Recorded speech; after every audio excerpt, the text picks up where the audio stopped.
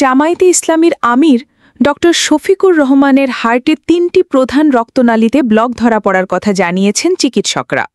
এমন অবস্থায় bypass surgery করানোই উপযুক্ত বলে মনে করছেন তারা। তবে তার পরিবারের পক্ষ থেকে এই সার্জারি বিদেশে করাতে চাইলেও তা দেশেই করাবেন ডক্টর শফিকুর রহমান। বুধবার রাতে নিজের ফেসবুক আইডিতে এক পোস্টে এ তথ্য জানিয়েছেন জামায়াতে ইসলামের ঢাকা মহানগর দক্ষিণের সেক্রেটারি ডক্টর শফিকুল ইসলাম মাসুদ।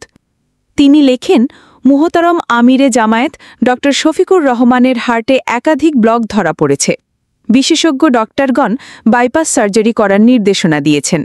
মাসুদ আরও লেখেন, পরিবার এবং ব্যক্তিগত চিকিৎসকদের প্রস্তাব ছিল দেশের বাইরে সার্জারি করার, কিন্তু তিনি দেশেই সার্জারির সিদ্ধান্ত নিয়েছেন।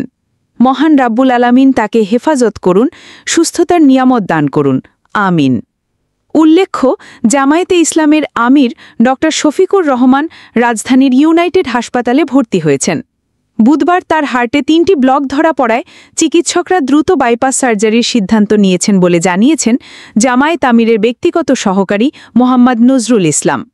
সোহরাওয়ার্দী উদ্যানে দলের জাতীয় সমাবেশে বক্তৃতাকালে হঠাৎ মঞ্চে পড়ে যাওয়ার পর জামায়াত আমিরের বিভিন্ন পরীক্ষা নিরীক্ষা হয়েছে।